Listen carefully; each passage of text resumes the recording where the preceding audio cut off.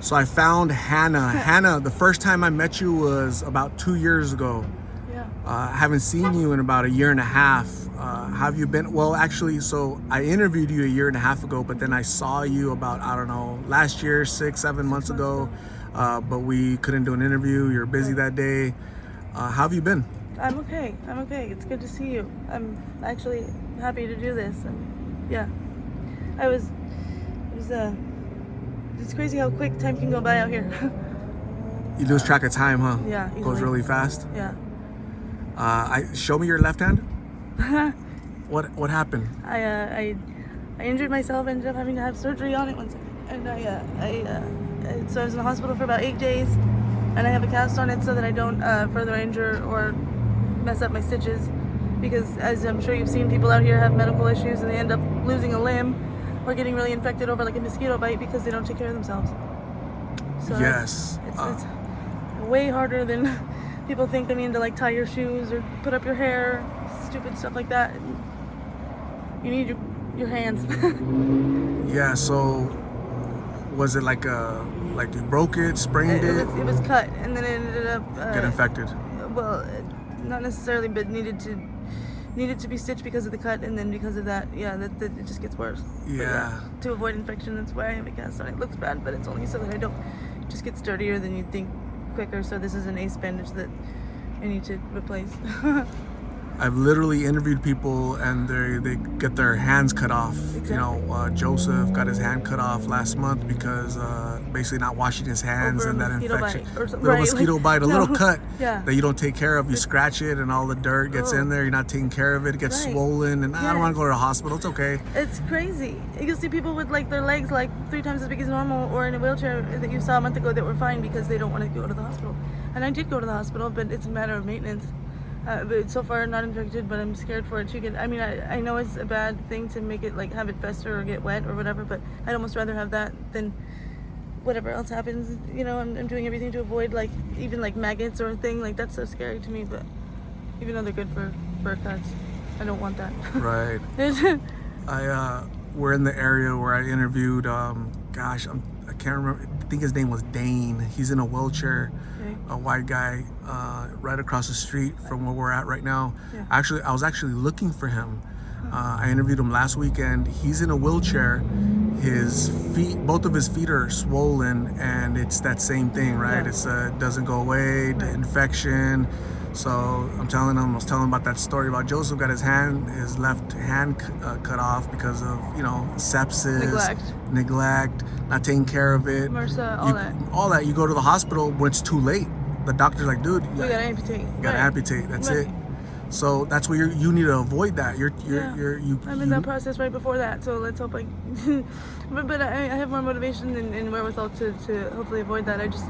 It is a lot harder than people think because there is a matter of the discrimination factor or whatever you want to call it. But I mean, the hospital will still take care of you regardless.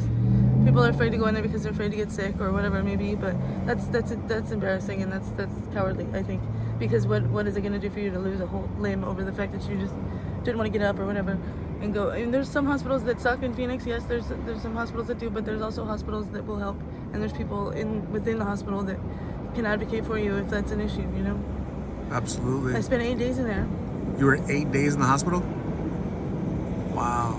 Yeah, they were good to me. I got insurance because of the situation, so that's nice. But it's just a matter of, when it's time, it's time. Like I can't live there forever. I'm hoping to figure out some sort of like housing thing not because of it, but because it's not. I mean, I know there's some form of like disability. I'm considered in that range because of the fact that I can't, for lack of better terms, forgive my language, wipe my butt or whatever. I don't know if it's appropriate to say, but I can do that. But everything is a lot more.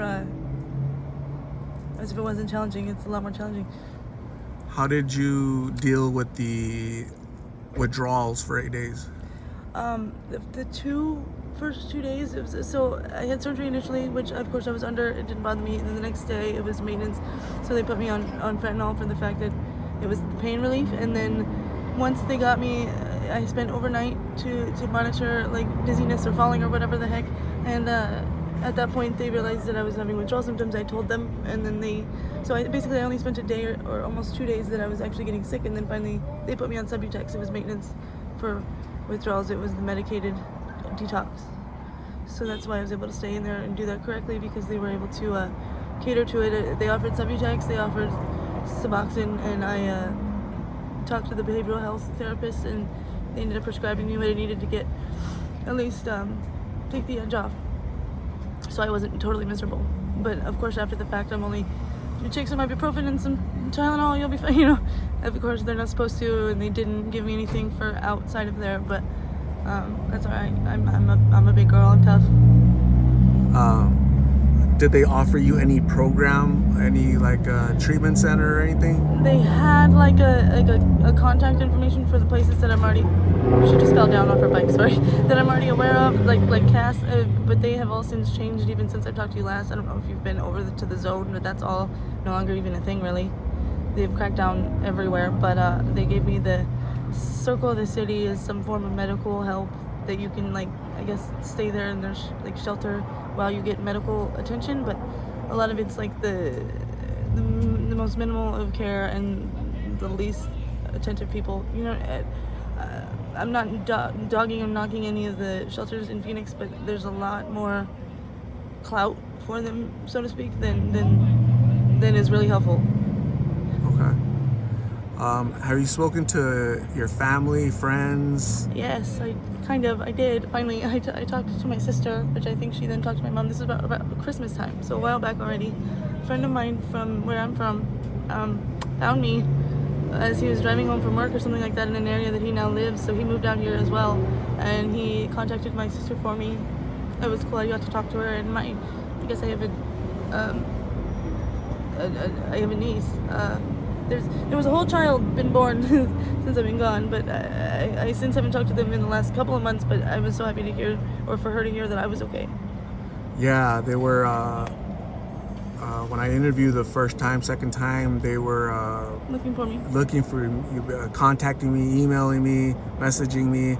It's just really hard to keep up with all the messages, all the emails that I get, you know. And you're a week late no matter what, you know. Yeah, always. Like, where is she? Well, she's not there anymore, you know. Right. She doesn't, you know. Even if we want to be, we get moved every freaking day. Right. I'm sorry to cut you off, but it's so bad right now. It's so bad. You can't sit down anywhere. You can't go to the bathroom anywhere. Yeah. Barely get water. And then another thing that I have to deal with is I don't know if you would want me to tell anybody exactly where you're at, because I don't know what that's exactly what that's. You might be running away from them. I understand. You know, and that's safety for you're protecting me as well, and that's good of you. That's fair, and that's technically legally what you should be doing too. But no, it's absolutely right of you. But I love my family. There's nobody that I'm hiding from in my family, but I have the same problem we all have. I can barely keep a phone or a stable place to. I wish I could tell them where I would be tomorrow, even, you know, but you don't know where you're gonna be. Yeah. And I know this is all kind of like, you know, throw your bed in detox, you know, go to the whatever. Like this, it's beyond that. It's bigger than that. And I could go to other places, other states, I could go home, but for me to just do the same thing there and have less resources. Yeah. You feel more comfortable here?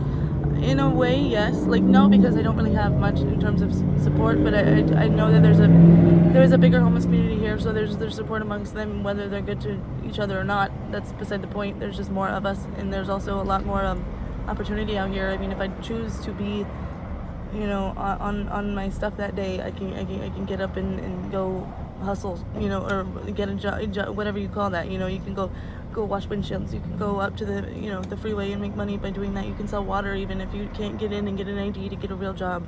You can do the day labor, like all that stuff, which now will take me because of the hand thing. But there's stuff I can do here. You know, if I go to a rural place in another state, there's less resources and I'm not as familiar with them. And I know the weather here isn't in my favor always, but I'm not going to freeze to death. Or, I mean, hopefully not die of heat stroke. But you know what I mean. It's more forgiving. So Hannah, I'm gonna say thank you very much for talking to me. It was really nice seeing you. I was driving by randomly looking for a different person, and then I saw you out the corner of my eye, and I'm like, damn, is that her? And so I did a U-turn, right? Picking up like 2-3 tickets. And yeah. And then I knew it was you as soon as I saw you from the front, right? So it really made me happy to see that you're still fighting the fight, alive, okay? Because some people didn't make it from last year, okay? You're right. We lost a lot of people. Yep. And so keep fighting. Don't give up, okay? You're a strong individual, a fighter. Continue to persevere, okay? Yeah. One of my subscribers, a friend of mine, her name is Pearly. She gave me some clothes, and you were digging through the bag to see if there's any items that you could use. And so here's a couple that you chose, right? Is that a shirt and some pants, right? So like a little wardrobe, and also there's some little food that she wants to give. So Pearly. Thank you, Pearly. No, oops. Some cereal. Yeah, thank you so much. And here. I might need help doing the pull. Here.